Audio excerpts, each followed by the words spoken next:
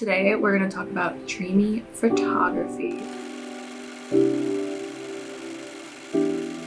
I always get asked by people, how do you edit your photos, or how do you make your photos look so dreamy? And the truth is that I barely edit them. I do a little tweaks here and there, and I'll tell you guys exactly what I do afterwards, but most of the dreaminess effect comes from on-camera effects. It's ingrained in the photo because you're actually doing something to the camera to make the picture look like that. There are a couple of ways to cause this effect to happen in your photos. I personally like to use lens filters, but before I was able to afford lens filters or even knew what they were, I definitely found a couple hacks that you can do to make that dreamy, like 90s cinema, 80s, 90s cinema.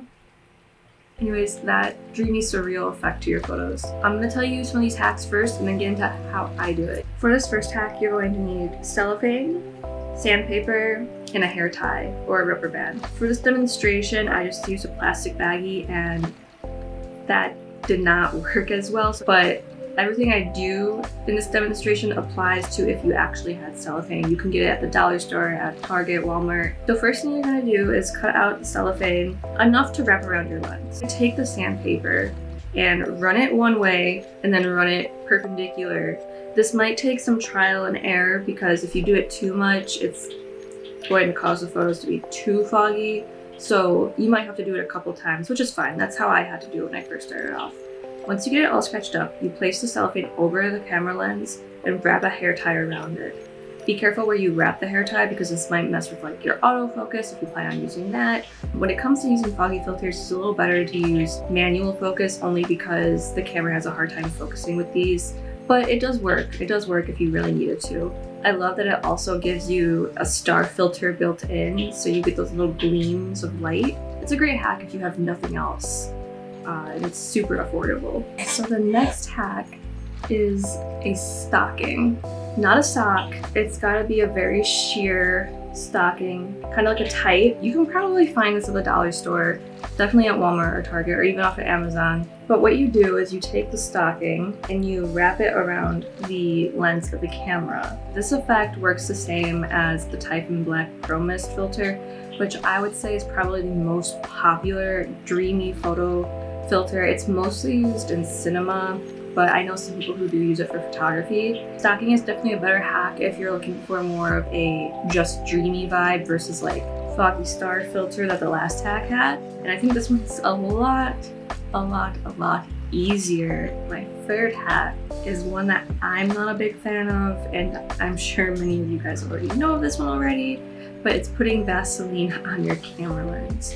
I have used this a couple times, usually just like on my phone if I'm like on the go and I just want a dreamy photo. I'll put a little bit of chapstick or Vaseline on my phone camera lens and it instantly gives you a smudgy look. It's almost the same look as if you got grease on your phone. I don't like that. Some people love it, but if you do use this technique, what I would suggest is putting Vaseline around the rim of the lens and leaving the middle clear. That way you can still get a crisp center of the photo.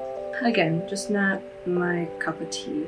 My next dreamy photo technique technically isn't a hack. This is the first lens filter we're going to talk about, and it's the Polaroid soft focus filter. I have heard great things about some soft focus filters. I can tell it slightly softens the photo. It doesn't really cut it for me. It's probably a great extra touch if you're just taking regular portraits, but I don't think it really hits that dreamy effect too hard. Okay, and now my favorite filter, Typhon Fog number 2. I love this filter, and I actually went to this mom and pop camera shop and asked them if they had any diffusion filters because I had read in a book that I found at the library that there's this thing called a diffusion filter, and they had no clue what I was talking about, but they were very nice and let me dig through this giant box of filters they had in the back, and I sat there for maybe 40 minutes going through each filter and trying it on my camera and going nope, throwing it back and finding a new one until I found this Typhon Fog number 2. Actually, I found number 3 first. I bought number 3, it was way too strong.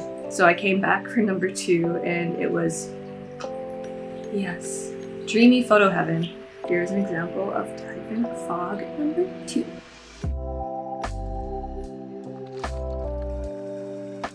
I already told you guys about Typhon Fog number 3, which was the first camera filter that I had got. I have only used it once. It was the day that I bought it, and it was to take a picture of the friend I was with. I like keeping it around because that was a pretty monumental day for me, discovering those filters.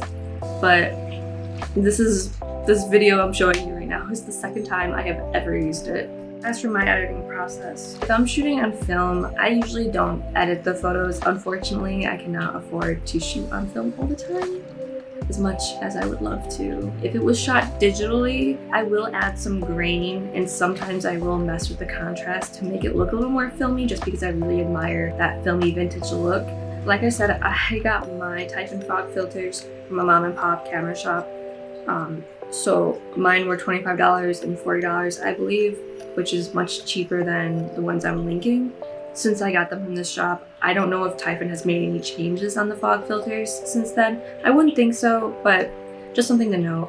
But yeah, definitely check out your local camera shop if you can, because you can definitely find so many different kinds of filters. Most people try to edit these days, but I'm telling you, on camera, practical effects are so bomb. Don't get scared that you might mess up the photos and you won't be able to edit in post, because you'll be happy with the results, trust me. They look so much better when you just do it on camera versus editing it. Really hope this video helped at least one person achieve a dreamy photo effect. I would love to see the dreamy photos you guys create. If you want to tag me in them on Instagram. If there's any dreamy photo hacks that I forgot, let me know in the comments below. Don't forget to like and subscribe, and thank you for watching this video. I still have the stocking in my hand.